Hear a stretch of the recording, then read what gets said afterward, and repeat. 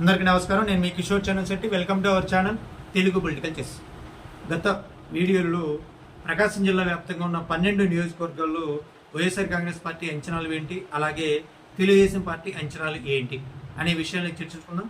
ఈ వీడియోలో జిల్లా వ్యాప్తంగా ఉన్న 12 నియోజకవర్గాల్లో జూన్ 4న రాబోతున్న ఎన్నికల ఫలితాల మీద, అలాగే ఆ ఫలితాల తరువాత జరగబోయే రాజకీయ పరిణామాల మీద జనసేన పార్టీ ఏం ఆలోచిస్తుంది అనే విషయాన్ని ఈ వీడియోలో చర్చిద్దాం.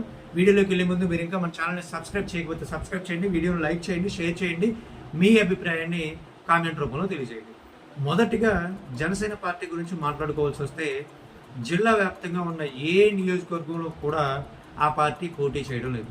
కానీ జిల్లాలో దర్శి, చీరాల, పర్చూరు, ఒంగోలు, అలాగే సంతనూతలపాడు, కనిగిరి ఇలాంటి కీ కాన్స్టిట్యున్సీస్లో ప్రభావితం చేసే స్థాయిలో ఉంది ఆ పార్టీ ఓటు.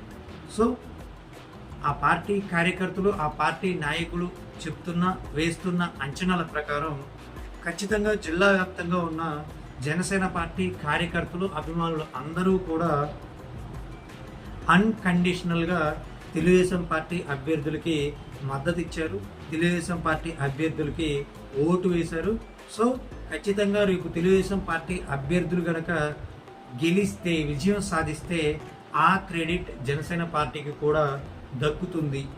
ఆ తర్వాత ప్రభుత్వం ఏర్పాటు అయిన తర్వాత తెలుగుదేశం పార్టీ కార్యకర్తలతో పాటుగా సమ ప్రాధాన్యత జనసేన పార్టీ కార్యకర్తలకు కూడా దక్కుతుంది. సో అధికారం ఉంటుంది, అధికారంలో భాగస్వామ్యం ఉంటుంది. కాబట్టి జిల్లాలో ఎక్కడెక్కడైతే బలం ఉందో జనసేన పార్టీకి ఆయా నియోజకవర్గాల్లో ఉన్న బలాన్ని పెంచుకొని 2029 ఎన్నికల్లో బలంగా పోటీ చేసే స్థాయికి ఎదగాలి.